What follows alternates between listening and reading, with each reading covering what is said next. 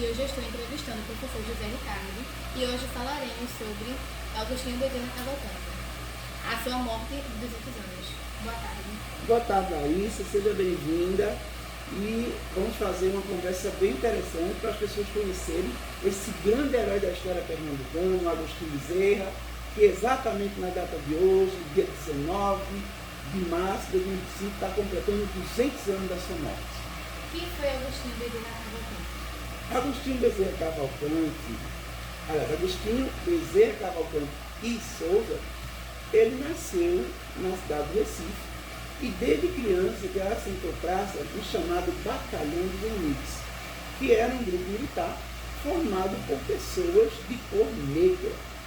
Esse nome, Larissa, Batalhão dos Henriques, ele remete a Henrique Dias, que foi herói da insurreição pernambucana, um movimento, como vocês já devem ter ouvido falar, né, expulsou os holandeses aqui de Pernambuco. Ele começa como soldado e vai ascendendo a várias patentes. E quando chega em 1824 e acontece a Confederação do Equador, ele consegue a patente de major. E por isso ele é conhecido como Major dos Pretos. Foi um personagem muito, mas muito importante mesmo, tanto para o movimento que teve aqui em Pernambuco em 1817, quanto para o movimento que explodiu em 1824. Qual foi sua importância na Confederação do Equador no ano de 1824? Pois é, em 1824, quando estoura aqui a Confederação do Equador, 2 de julho de 1824, o próprio Manuel de Carvalho Paz de Andrade, ele convoca o Agostinho para ser o líder do Batalhão dos Henriques. Na verdade, ele atuou como granadeiro. Uns livros citam ele como granadeiro, outros citam ele como comandante. O que a gente sabe é que ele estava à frente das tropas. Tá? E tem um episódio muito pouco conhecido da Confederação do Equador 1824, que é justamente quando o porto do Recife ele é bloqueado por uma flotilha portuguesa, né? Era poderoso imperial, desculpa. E aí há um confronto que morrem alguns brasileiros, pernambucanos. E aí o que acontece? Se instala aquele sentimento de vingança. Por quê? Porque os recifenses queriam se vingar daqueles que fossem ligados aos portugueses, daqueles que fossem ligados ao Império Brasileiro, e eles iriam provocar um banho de sangue. E aí tem um grupo que é liderado por Emiliano Munduruku, que é o chamado Batalhão de Homens Pardos, e aí a gente tem que deixar bem claro, né? Os homens pretos era do Agostinho Bezerra, e dos homens pardos era do Munduruku. E o grupo de Munduruku queria invadir Recife e fazer vingança.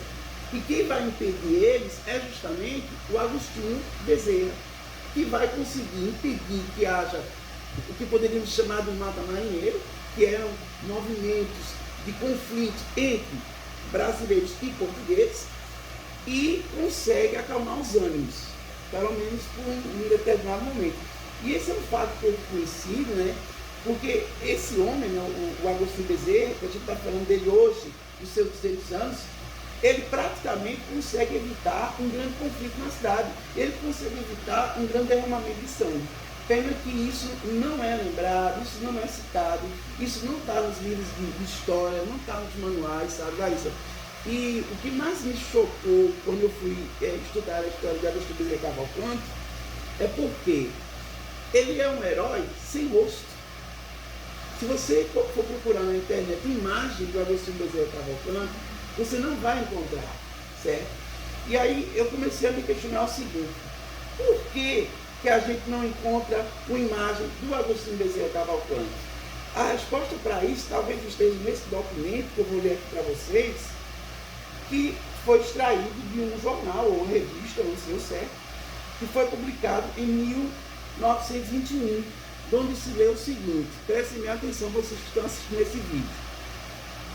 O Major Agostinho Bezerra Cavalcante de Souza, um dos heróis da Confederação do Equador, nasceu na cidade de Recife. Homem de cor preta, mas de família honesta. Homem de cor preta, mas de família honesta. Ou seja, o que eles querem dizer com isso? Eles querem dizer que o fato dele ser preto, ele seria uma exceção de dizer que todos os negros seriam desonestos. Para mim, isso é uma manifestação racista. Entendeu? Estamos falando, viu, Larissa, de um homem de cor. Nós não estamos falando de um homem branco, classe média, endinheirado. Nós estamos falando de um negro que alcançou posições importantes dentro de um grupo militar e cuja a história oficial, que durante anos vem apagando, ofuscando, como se fosse não falando desse personagem. E é tão interessante isso, Larissa, que se você hoje chegar em qualquer sala de aula e perguntar quem foi Agostinho Bezerra, exatamente. Como foi sua morte, que hoje, dia 19 de março de 2005, completa 30 anos? Larissa, o Agostinho, juntamente com o Frei Caneca, eles rumaram junto com a divisão profissional até o Ceará. Lá no Ceará, eles acabaram sendo aprisionados e trazidos aqui para Recife. Tanto Frei Caneca como Agostinho Bezerra foram colocados nas piores condições de cárcere que você puder imaginar. Imagina você o que é colocar uma pessoa presa num lugar onde eram guardados os crânios de pessoas que morriam executadas. Entendeu? Pois é. Na noite, na véspera do Natal de 1824, no caso dia 23 de dezembro, saiu a sentença, né? Eles foram julgados por um tribunal militar que foi comandado pelo pai do Duque de Caxias, o Francisco de Silva, e eles foram condenados à morte natural por enforcamento. E por que por enforcamento, Larissa? Porque o fuzilamento era, na verdade a gente chama de fuzilamento, mas o correto seria arcabuzeamento. O fuzilamento era apenas para os ricos, porque era uma forma de morrer mais rápida.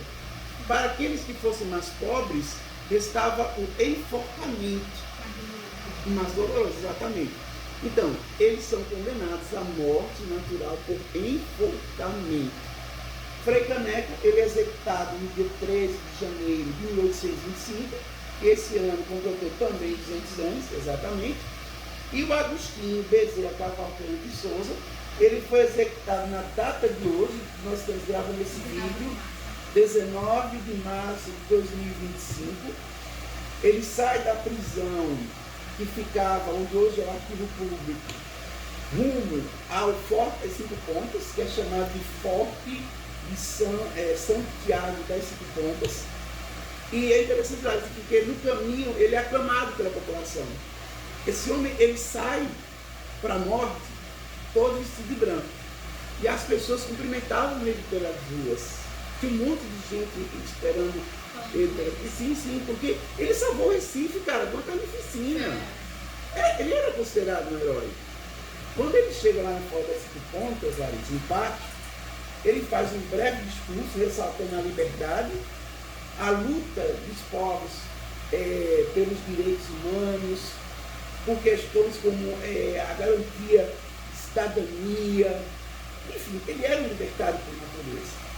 E aí, quando o Carrasco vai colocar a corda sobre ele, ele toma a corda da mão do Carrasco, ele mesmo coloca sobre o seu pescoço e ele pula, ele se joga do patíbulo. Na verdade, ele se mata. Ele prefere morrer do que ser assassinado pelos seus avós. Então, Larissa, essa é a história que a gente está contando aqui, né? Você está me entrevistando, de Agostinho Bezerra Cavalcante de Souza. Homem negro, militar, comandante, granadeiro, salvou o Recife de uma carnificina, tá? E que infelizmente hoje a gente não tem sequer uma foto, um retrato, uma pintura, nada. E essa foi a entrevista hoje. Obrigada. Eu que agradeço. E quem quiser saber mais sobre o Agostinho Bezerra Cavalcante, é muito fácil. Vai lá nas redes sociais, @JoséRicardoPé01. Nós estamos no Instagram, no Twitter e também no TikTok. Ou simplesmente você vai lá no Google e digita Muita História para Contar para o José Ricardo. Larissa, muito obrigado pela entrevista e eu espero que você também aprenda a gostar mais e a conhecer esse personagem que foi o Agostinho Bezerra Cavalcante. Um tchauzinho para todo mundo, até o próximo vídeo.